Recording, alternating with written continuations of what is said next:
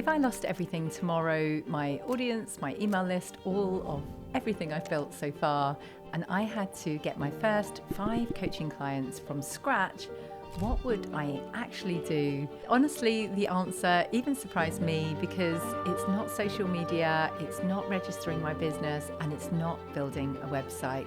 If we haven't met before, I'm Jo Lott, a business coach who helps qualified coaches get clients with honesty, not hype. And today I am giving you the most practical episode that I think I have ever recorded. The question, how do I get clients, keeps most coaches up at 3 a.m. And honestly, the answer isn't always complicated because there is so much noise out there telling you to do things that don't really matter for your stage of business yet. So let me start with something that might feel a bit uncomfortable. Here's what I wouldn't do. I would not build a website right away. Your website is not going to get you clients when no one knows you exist, and it takes a long time to get found by Google. When I first started, I made this mistake, obviously thinking the website was going to be the magic cure to having a business. I also, though, wouldn't spend 3 months choosing a niche. And I know I go on about niching a lot, and it really does matter. You don't need this perfectly figured out before you start. You need to just start with some sort of idea, and your niche will get clearer through real conversations. Clarity really does come from taking action, not thinking about your niche again and again and again. Definitely don't create a course. I see coaches do this all the time. They hear about passive income, but they haven't signed a single client. They have maybe no audience at all. And they spend all of their time building a 12-module online program for who? Like, we don't even know who your ideal client is yet. And if it's a really vague course title, no one will buy it. I also wouldn't spend money on ads at this stage. You are throwing money at a problem that you haven't really understood yet until you really have the foundations in place. So if I had to start over as a coach, and this is day 1, what would I do? Day 1, let's start on a niche that I want to actually begin with. Really commit to that ideal client. Niching is really a love letter to your ideal client. And if you don't want to commit to your ideal client, then why should they commit to working with you? That is the danger of not niching, that therefore you're not committed to your ideal client, and therefore they don't commit to you. So there is actually a danger in not niching. Okay, so day 1, we're finding out a niche that we want to begin with. Let's move to week 1, the 30-person list. So first week, I would then create an offer. So I have some idea of what I'm selling. That might sound like a big chore and a big deal to create an offer, but it really doesn't need to take that long. It doesn't need to be absolutely perfect. You're just getting a rough idea. Then I would stop planning, day 2, and talk to real humans. Yep, that is really it. That is the strategy that I would begin with. My very first paying coaching client found me through a blog that I'd written on the Life Coach directory about imposter syndrome. She then connected with me on LinkedIn and basically said, I've just read your article. It's exactly what I'm feeling. Can we talk? So 1 blog, 1 conversation, and that was what it took to get my first ever paying coaching client.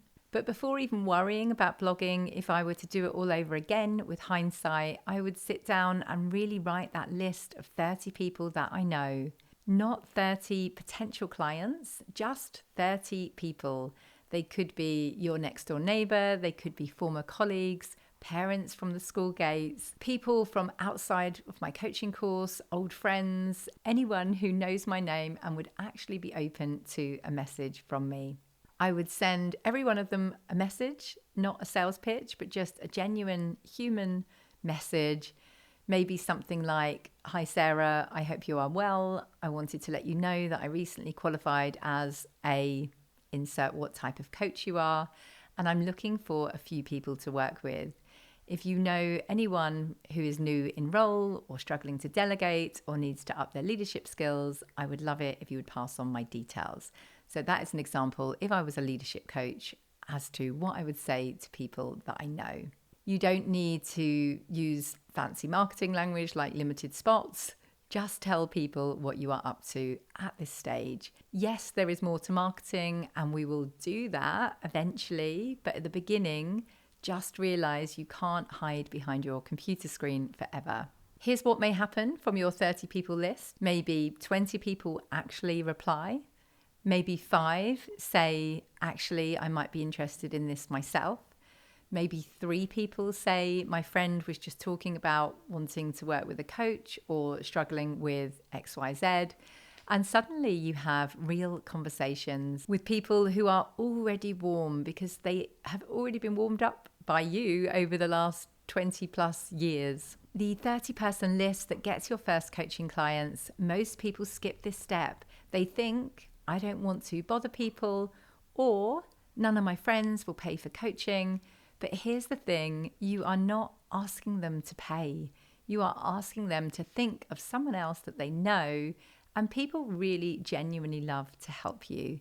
They do, you just have to ask and have that great relationship that I'm sure you have built up over the years. I know this works because I see it regularly in my program.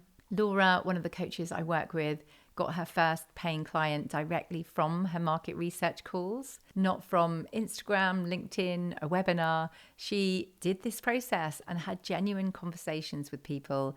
And it was so good that actually the person at the end of that market research call said, actually, can I hire you? So your first clients are just one conversation away. Okay, let's move on to weeks 2 and 3, 5 taster sessions. So from those conversations, I would offer 5 free taster sessions. I know some of you are saying, but Jo, I don't want to coach for free. And I really do believe we shouldn't be coaching for free. But in those early days, just give away those 5 free coaching sessions, because what they will give you is practice with your coaching with real humans, not with coaching buddies who have been on your course. Testimonials, most importantly. Just ask at the end, was that helpful? Would you mind sharing a quick testimonial? Most people will say yes, or you could even make it a condition of your 5 free sessions. This is 1 per person, by the way, not giving 1 person 5 unless you really want to.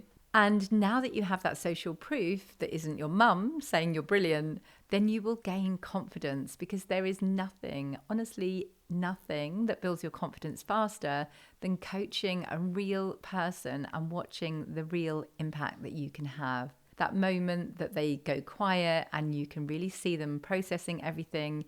You get a shift and they notice that maybe they're better than they thought they were. But here is the sneaky one. Some of those free sessions will often turn into paying clients, not because you pitched them at the end, but because they experienced how good you were and because they ask for more. Free coaching is a phase, not an identity.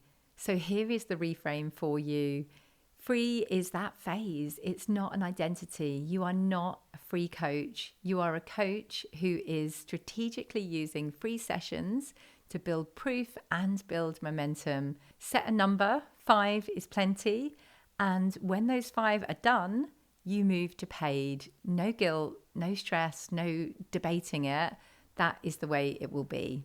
Okay, so let's move on to weeks 3 and 4 now. So you have done some free sessions, you've got some testimonials, you've had some real breakthroughs with real people. You now know your coaching works. Now it's time to charge. I personally wouldn't start at my full rate. I would start at a rate that I feel excited to receive for my coaching, but confident enough that I can actually say out loud, because then it removes all of the pressure for both you and for them. You can say, I'm offering my first 3 paid clients a reduced rate while I build my practice. This rate won't last. It's specifically for the first few people who work with me. That's not desperate. That's actually smart pricing. And I will tell you exactly what I charged my very first coaching client. So I had set my rate at 6 sessions for £600. And she negotiated me down to £550 for the 6 sessions, which was gutting, but also so very exciting that she was serious enough to make me a counter offer. So I obviously said yes, because 550 from my first ever paying client, it felt like winning the lottery. It was like the best moment when my husband came home and I could say, I finally got my first paying client. So here is the thing that blows my mind about that story. That same client, 5 years on, has just joined my business of coaching program. She originally came to me to work on her imposter syndrome. She was working in HR at the time and had absolutely no plans to become a coach or to leave her employment. But she worked through that imposter syndrome, left that job, went to another job, and now has eventually trained as a coach. And 5 years later, she has come back to me to build her coaching business. So it's such a joy that I now get to continue that relationship with my first ever paying coaching client. And the interesting thing is, she's really surprised when I then told her very recently that she was my first ever paying coaching client, because she said, "You were amazing." And obviously the whole time I was feeling imposter syndrome, like, who am I to be your coach? Because she's amazing. So she overcame her imposter syndrome, and so did I. So your first clients really matter. They will be your champions for the rest of your business life. She also sent lots of other clients my way as well. So it really is a full circle moment. So don't feel like you have to go in with charge your worth, charge all this big pricing. If you are needing your first client, yes, for sure, charge something, but don't feel like whatever price you set now needs to be the price that you end up at. Okay, so you now may be thinking, hang on, what about social media? What about creating content? So here is my honest take. Yes, social media matters, but not as much as you think in the first month. We can often think that we'll put out that post and everyone will come queuing at the door. But I'm here to say that most of the time, sadly, nothing happens when you put out your first LinkedIn or Instagram post. You need to usually do that a lot of times for a lot of months for it to really, really work. Social media is what I call shallow marketing. People see your name, they get familiar with seeing your name in their feed, and they look for a long time, usually, before they are ready to buy. And if you only post on social media and don't have real conversations, you will often be posting into a void for months. And I can say that because this is a mistake that I made. So I didn't create a list. I didn't initially tell all of the people that I knew what I did, because I didn't want anything to do with all of the people that I knew. I wanted to kind of secretly have this anonymous business on LinkedIn. Nobody I knew was on LinkedIn, so it was brilliant for me. I had 50 connections. That was all when I started on LinkedIn.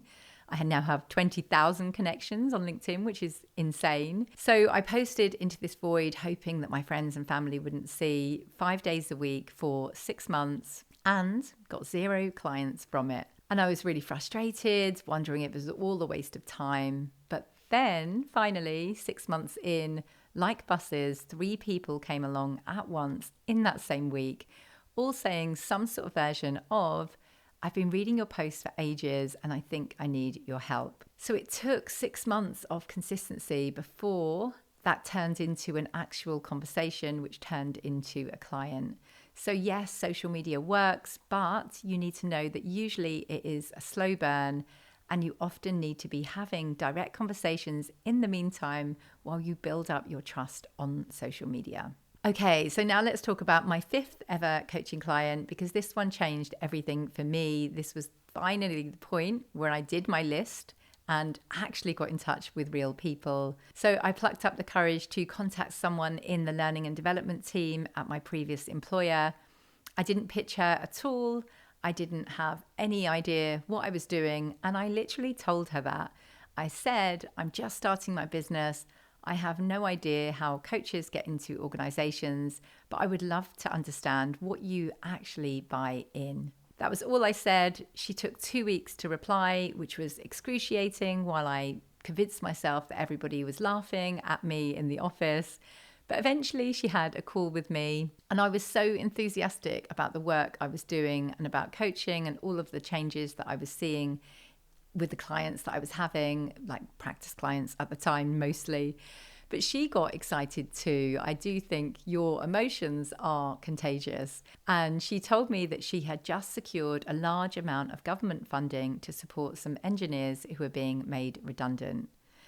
And within weeks, I was completely in there. I had over 100 coaching sessions.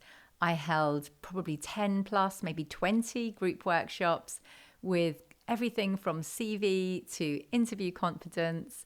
What do I actually want in my life? Such varied topics. And in all honesty, I felt completely unqualified for this. I had trained as an executive coach. I did the ILM level 7 in executive coaching, and this was all career coaching. So it was totally different. I didn't know anything about LinkedIn other than me practicing on there a little bit to get jobs or anything. Like, I had never done that type of work. So I was totally thinking, oh my goodness, can I do this? Especially when I always had a limiting belief that I couldn't do training and group work, because I always used to think that I was too shy to lead a group. By this point, I was like, yes, I will grab the opportunity and then I will learn how to fulfill that opportunity. So I just learned on the job, and it turned out to be one of the most amazing experiences of my business. The different people that I got to work with taught me so much about resilience and starting over. I got paid to learn all of that while having a huge impact on people. So when I tell you to think beyond one-to-one coaching, that came from one honest conversation with one person in my network. That was all. So you don't always need a big strategy to move to selling to organizations. You often just need to reap the rewards and build relationships with people that you know already. So there you go. There is your first 5 clients without all of the stress. You don't need a website. You don't need ads. You don't need 6 months of content planned in advance. So as a recap, day 1, niche or get a general direction of travel. Week 1, you're going to create a quick offer, then create your 30-person list, send some genuine messages. Weeks 2 and 3, offer 5 free taster sessions and gain some testimonials. And the remaining of week 3 and 4, set your first program rate and just start charging something. Throughout, you can build your presence on social media, but just don't put the pressure on yourself thinking that that has to get a quick result in your first month of business, because whilst yes, it does happen, and you may have heard the case study I've just published from Andy, who did get a client from his first ever LinkedIn post, but that is exceptional rather than the norm. So just know that and don't be hard on yourself. So your homework this week is to write that list of 30 people. Just list them out. Don't think they're no use to me. They're not my ideal client. You don't even have to message them right now. Just write their names down, because once they are on paper, you will start to slowly gain the courage to reach out. I promise. This is for your first 5 paying coaching clients. Yes, it's messy. Yes, you haven't got a real business strategy in place, and you will eventually want that. Some people are happy to go the messy route. Some people do like to do it step by step with solid instructions, and I completely get that as a real person who loves following the steps. So do go out there if you can, take these steps. But if not, please do take the CEO scorecard. This will help you figure out which area of your business needs the most attention right now. You will leave with a personal result, knowing which stage of business you are at and what to focus on first. You will find the link in the show notes and description below. If you know a coach who wants more clients and needs to hear this, I would love you to share this episode with them. This episode may get them unstuck. So I will see you again soon. And like I always say, trust yourself, believe in yourself, and be the wise gardener who keeps on watering the seeds.